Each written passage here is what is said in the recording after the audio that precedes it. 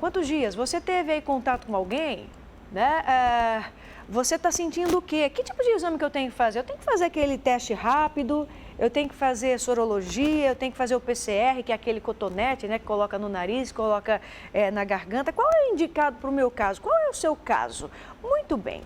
Você vai acompanhar agora o caso de um cidadão aqui de Ribeirão Preto, que ele foi à unidade de pronto atendimento para fazer o exame falando o seguinte: olha, eu estou com sintomas, já faz 4 dias, dentro da minha casa tem gente que foi diagnosticado com Covid-19, eu acredito que eu esteja infectado.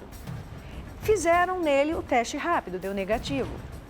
Não satisfeito, porque ele voltou para casa, continuou com os sintomas e foi numa outra unidade de atendimento pública.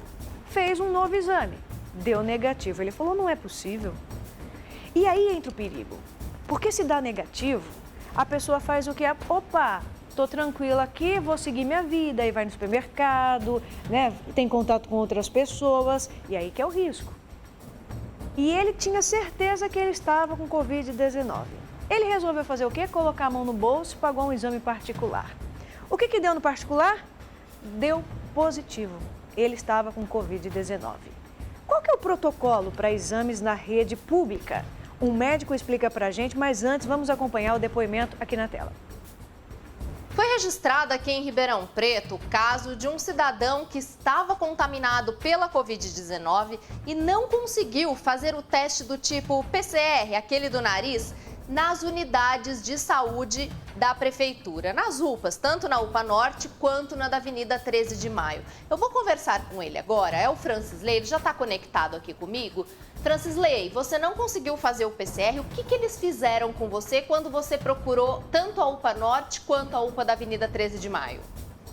Olha, quando eu procurei aqui a UPA da Norte, seja no Simeone, eu fui ali atendido pelo médico, logo ele já pediu para fazer o teste rápido de 15 minutos, aquele que tira o sangue da ponta do dedo. E eu aleguei com ele, falei, doutor, vai fazer 4 dias que eu tô com sintomas. O que você sentia? Eu sentia um pouco de falta de ar, eu senti muita dor no meu corpo todo, cansaço, perdi o paladar e perdi o olfato, tá? E ele disse que seria aquele lá porque ele teria que seguir o protocolo que é passado para eles. Eu falei, mas doutor, esse exame a qual o senhor vai pedir para fazer, ele não vai dar positivo, ele vai dar negativo, porque se eu estiver com o vírus, que eu acredito que eu esteja, ele está nas minhas vias aéreas, nariz ou garganta. Esse teste que o senhor está fazendo aí não vai virar nada, não. Ele pegou e falou, ó, infelizmente é o protocolo que a gente tem que seguir. E deu negativo? Deu negativo, infelizmente. E as dores aumentando, eu ficando pior, né? Ou seja, se eu fosse pelo exame deles, talvez eu não estaria aqui, né? E você continuava com todos os sintomas da Covid. Aí, quando você resolveu procurar particular? Quando eu vi que eu já não estava mais aguentando de dor, eu chegava a chorar de noite de dor no meu corpo, porque quem teve dengue sabe o que eu estou falando. A Covid, ela é 2, 3 vezes mais pior do que uma dor da dengue. Você sente no corpo, porque eu senti muita dor de cabeça intensa, e a gente não pode se medicar com outro remédio a não ser o dipirona, paracetamol. A única coisa, isso aí não resolve, entendeu? E quando eu vi que eu já não estava mais suportando, eu resolvi procurar uma unidade particular aqui de Ribeirão Preto. E você fez esse exame quantos dias depois do primeiro sintoma? Do primeiro foi mais ou menos com uns 16 dias já. Agora, o que chama ainda mais a atenção da gente é porque na casa do Francisley existiam outros casos de coronavírus. A esposa dele já tinha testado positivo. Ela tinha se isolado e aí pouco tempo depois ele começou a ter os sintomas também. E ele chegou a explicar isso para os médicos tanto da UPA Norte quanto da UPA da Avenida 13 de Maio. E nem assim eles quiseram fazer o PCR em você, né, Francisley? Não quiseram não. Eles não aceitaram. Eu mostrei o atestado Porque o HC, quando afastou ela, afastou automaticamente eu, por ser o contactante principal dela, né? Então eles já me afastaram, mas eles não quiseram nem olhar o papel. Eu acredito o seguinte, falar que saiu do vermelho, nunca saiu não. A coisa tá bem pior. Tá bem pior. Francisley, obrigada pelo seu depoimento. A gente tem que ser teimoso, né? Pela saúde da gente, pela saúde da nossa família.